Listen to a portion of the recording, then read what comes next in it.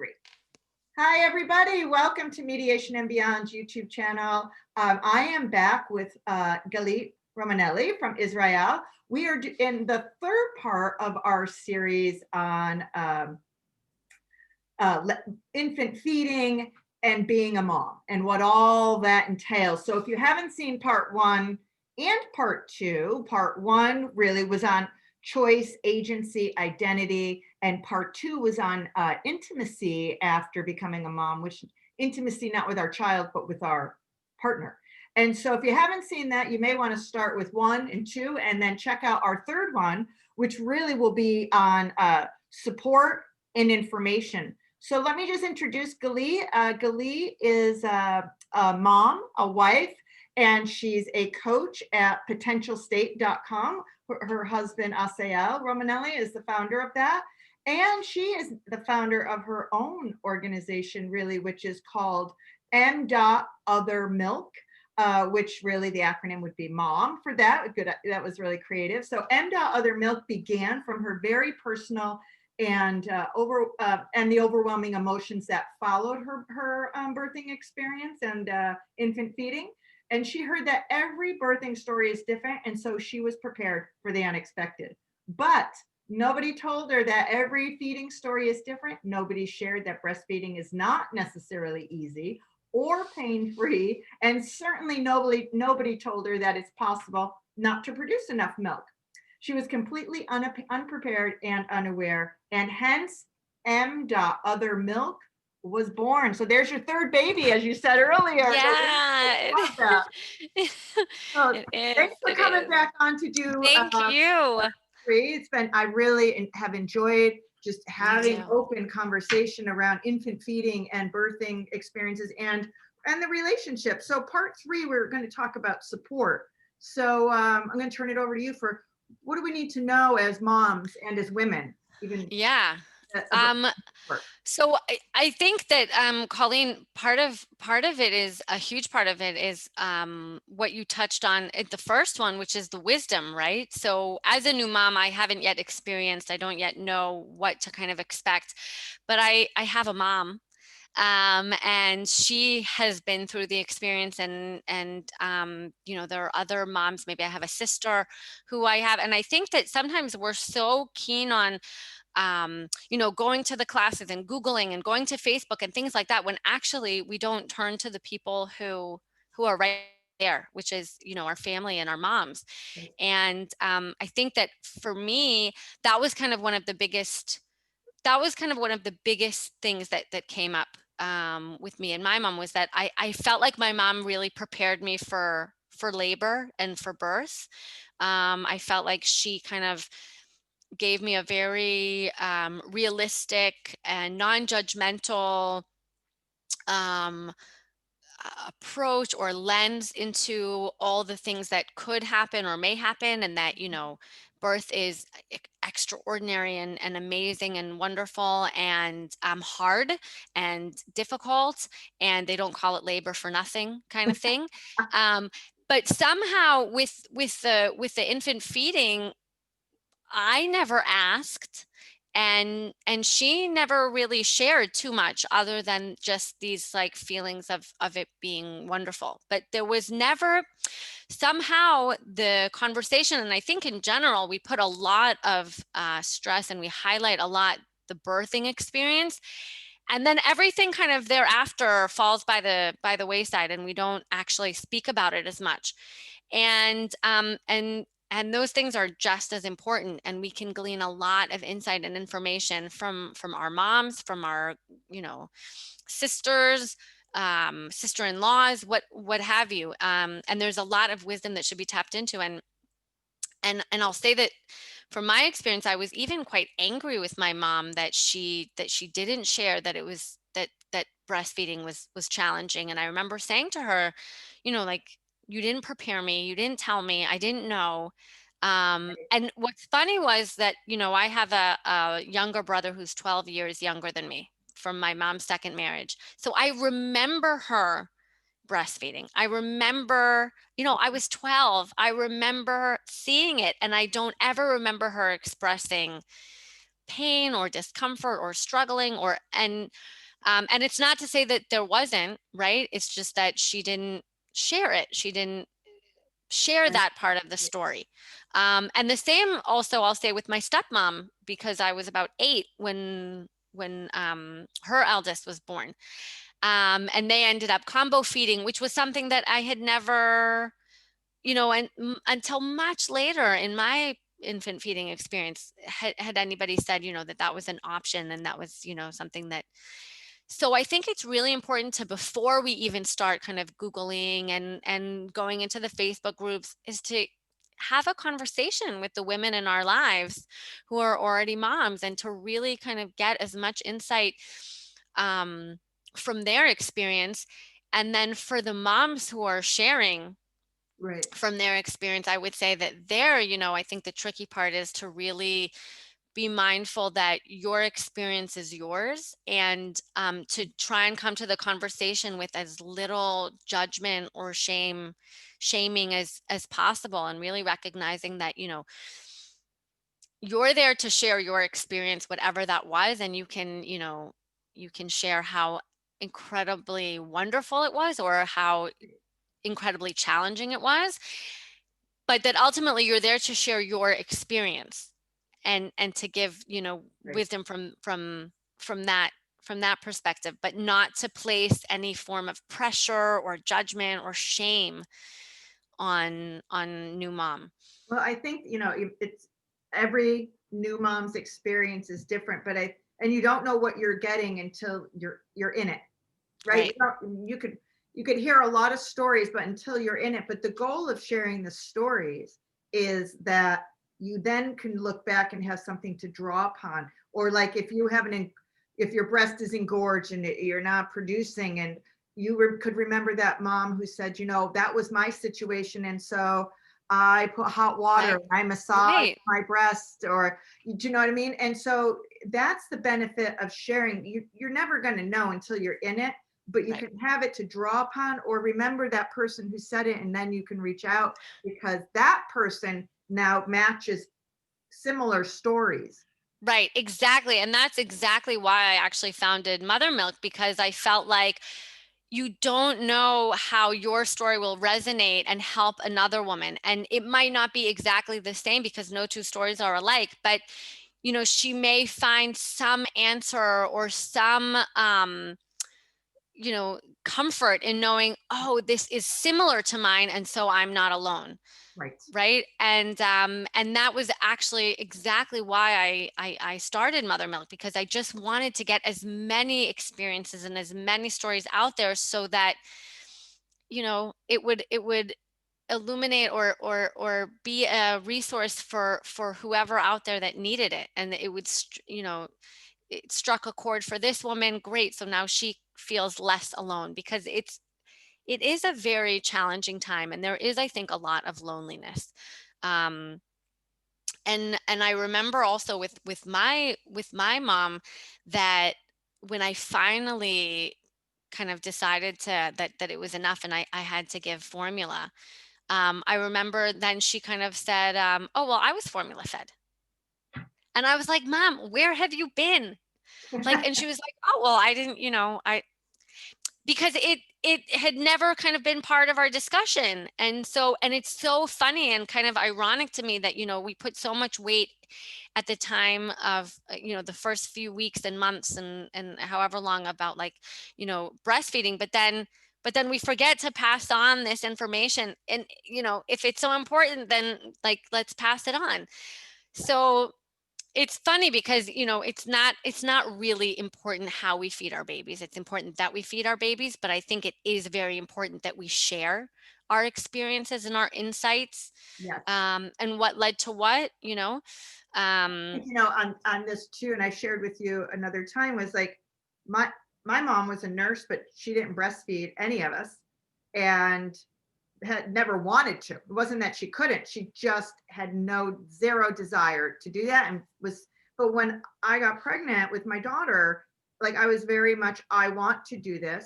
And so I you kind of got hyper focused, even if because you weren't breastfed. Like, I don't think I turned out that bad, but like, you know what I mean? But you're like, you want to make sure that that I wanted to do something different.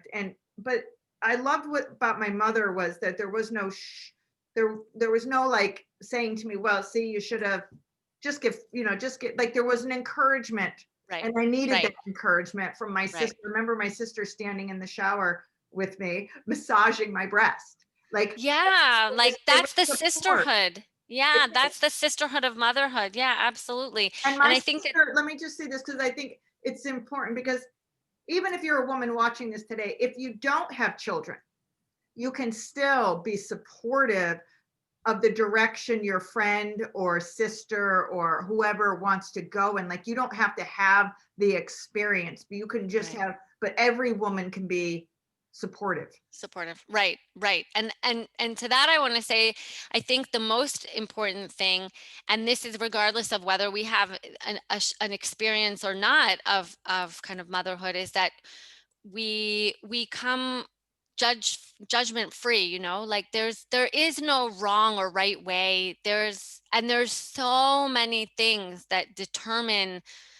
how we feed our baby and how we give birth and how we're present and how we show up and how and it's also ever changing and evolving. And so I think that the the best way to be supportive is to just be mindful and to come as kind of non-judgmental as possible. There's no right or wrong way, and I think that is the most important thing when we're thinking about how can we be supportive and how can we show up for a new mom or any mom. um, and then the other thing I want to say about support um, is that moms really don't get to hear that they're good moms enough. Well, it's all based on these, if your breastfeeding is going well, or if your Right, baby's sleeping like through the these. night, right? Like, it's all Yeah, these these kind of marks, and we markers. internalize it, and we internalize them as well. And so then we're very quick to take on all this mommy guilt. I always joke that when moms give birth, and they also get, a dose of guilt alongside the baby. Right. And it's actually, I'm really recently I'm actually really looking into it, because I've yet to hear a story of a mom that has no guilt, right? Of a mom that just. They're What's talking, that? no, I'm in all seriousness. My mother's like, Yeah. I know she's 93, but she has said, I know I did a good job. I That's did. amazing. She's like a unicorn. She has I've no remorse about not breastfeeding. She has no remorse about, that she was a working mom. Like, Right, she said, I did a good job. No, right, and I'll say something because I'll go into my mommy story, and she'll say, that's you. But from my lens, I did a good right. job. And Well, I wish more of us would adopt that, because I think that it'll actually be more helpful. I think that the guilt that we carry it's disruptive. it's disruptive, and it weighs us down, and it keeps us somewhere kind of in the past. I'm really working on moving and helping moms move from guilt to gratitude, right? Because it's just the flip side of the coin. Instead of feeling guilty about something, well, feel grateful, like instead of feeling guilty that it took me so long to realize, what I needed to do to feed Sach properly, and enable him to thrive and me to thrive. I can feel grateful that, when the penny dropped and I realized something needed to change, I knew who to call. I had that friend who I knew I could call, and she would, speak to me the way I needed to be spoken to and hear me clearly, and it would be a judgment-free zone. And so like really shifting from this guilt to being grateful and showing gratitude, and we are doing a good job. Without a, um yeah, and I think we really need to say it. no one intentionally makes mistakes. No one Right. intentionally makes something not work. It's not like, oh, my breastfeeding isn't working, I guess I did that intentionally. Like, Right. guilt, there's not even a space for it.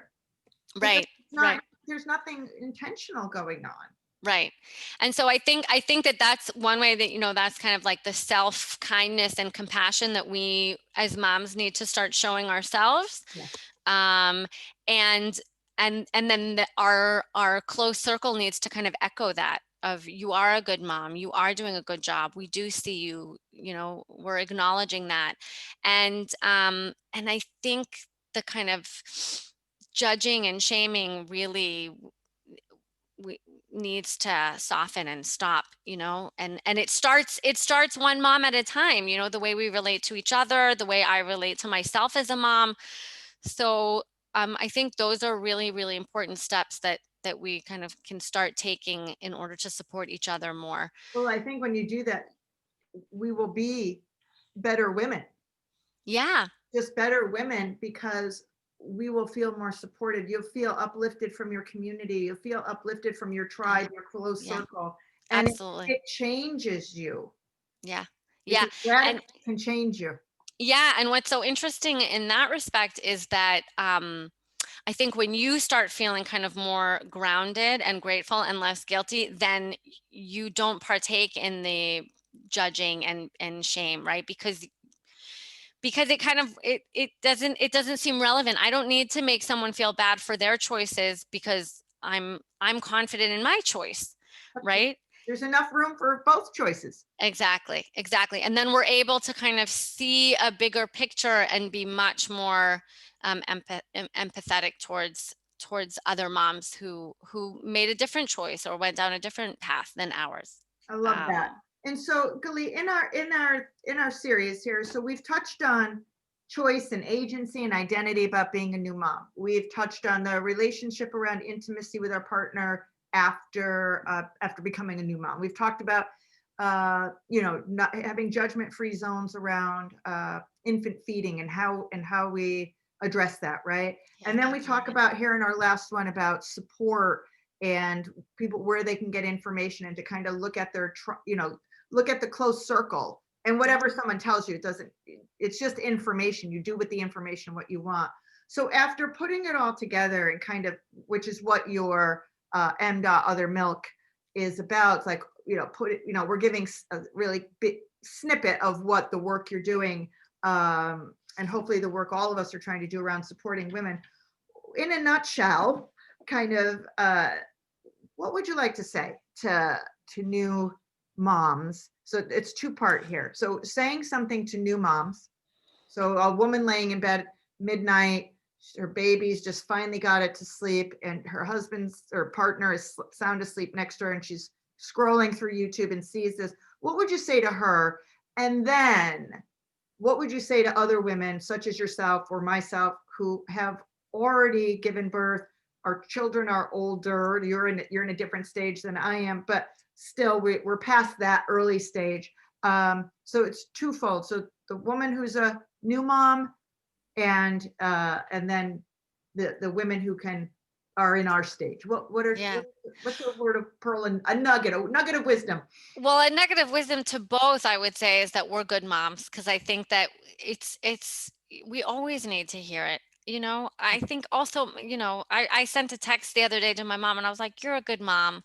I love you." Oh, Because I think we always need to hear it throughout. So, but especially to the new mom, I want to say that, you are a good mom, and that the transition can be really challenging, and it's huge with a lot of emotions. And so, you know e- enjoy all the emotions and give space for all the emotions, because they're all valid, and whatever you're feeling is okay.